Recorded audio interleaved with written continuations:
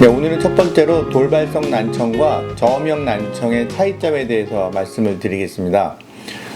먼저 돌발성 난청은 인접된 세 개의 주파수에서 반대쪽, 증상이 없는 쪽에 비해서 30dB, 약 30% 이상의 청력 소실이 있을 경우에 그 진단 기준에 부합을 하게 됩니다.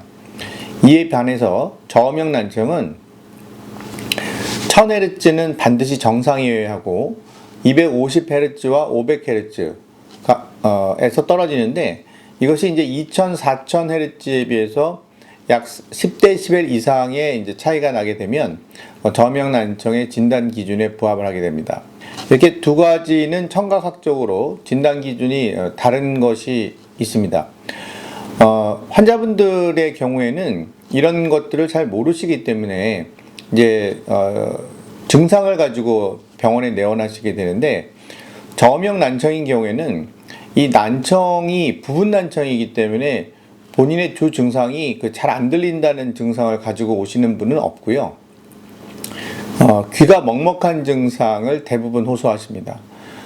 또한 250Hz와 500Hz가 떨어짐으로 인한 주파수 왜곡 현상으로 인해서 소리가 울린다고 표현하시는 분들이 약 90% 이상에서 호소하시게 되거든요. 그래서 그런 증상들을 주 증상으로 내원을 하시지, 안 들려서 오시는 분의 경우는 아직까지는 만나보지 못했습니다.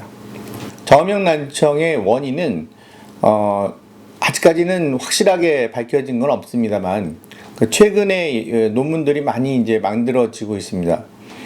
이런 논문들에서 공통적으로 얘기하는 것들이 달팽이관이라고 해서 뇌 안에 기관이 있습니다. 달팽이관에는 임파액이라는 물이 들어 있는데, 이 물의 조절이 잘 되지 않는 이 달팽이관 내의 물은 생성과 소멸을 하는데, 이 생성은 되는데 소멸이 잘 되지 않는, 그렇게 되면 달팽이관 압력이 올라가게 됩니다. 따라서 저희들은 기전에 맞추어서 내압을 낮추는 약물을 쓰게 되는데, 저희 병원의 데이터를 기준으로 말씀을 드리면 7일 이내에 병원에 방문하신 분들 중에서 저음역 난청의 기준에 부합하시는 분들이 이 내압을 낮추는 약물을 사용했을 경우 약 95% 정도에서 회복률을 보이고 있습니다. 이는 상당히 좋은 회복률이고요.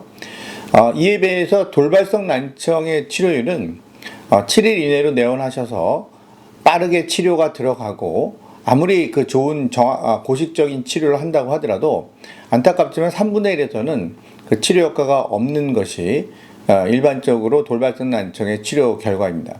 이렇게 저음역 난청과 돌발성 난청은 치료율에 있어서 상당한 차이를 보이게 됩니다.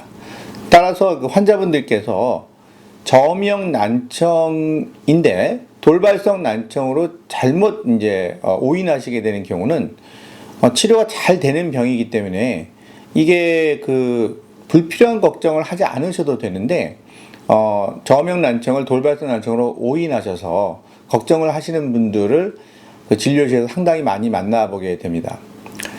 그리고 또 한 가지, 돌발성 난청과 저음역 난청은 재발률에 있어서도 상당한 차이를 보이거든요. 돌발성 난청은 재발률이 없습니다. 그래서 돌발성 난청은 나면 낫고 낫지 않으면 안 낫는, 이렇게 원인과 결과가 명확합니다. 이에 비해서 저음역 난청인 경우에는 재발률이 약 50% 이상 됩니다. 그래서 제가 이제 이상이라고 말씀드린 이유는 추적 관찰 기간, 즉 환자분들이 얼마나 계속적으로 한 병원에 지속적으로 내원하시냐에 따라서 좀 틀려질 수가 있는데, 제가 50% 이상이라고 말씀드린 것은 한 추적 관찰 기간을 한 5년 정도를 봤을 경우에 그 정도 된다는 얘기거든요. 따라서 저희가 이제 10년이나 20년 정도의 추적 관찰을 하게 되면 아마 이거보다 좀 더 높아지지 않을까 하는 그런 생각을 갖고 있습니다. 저희 경우에는 아직 제 환자분 중에서 8년 동안에 지금 추적을 보면서 매년 이렇게 한두 번씩 재발하시는 분도 있거든요. 따라서 재발률이 50% 이상일 거라고 말씀을 드리는 거고요. 그렇기 때문에 저음역 난청의 환자분들한테 치료함에 있어서 가장 중요한 원칙은 뭐냐면 약에 내성이 생기지 않으면서도 치료를 효과적으로 하는 것이 가장 중요합니다. 돌발성 난청인 경우는 나면 낫고 안 나면 안 나니까 약을 조금 이제 세게 써도 큰 무리가 없지만은 저음역 난청인 경우에는 약을 세게 쓰면 다음에 재발했을 때는 약을 더 세게 써야 되는 그런 문제점이 생깁니다. 따라서 저음역 난청을 치료함에 있어서는 약을 처음에는 용량을 아주 약하게 써야 되고요.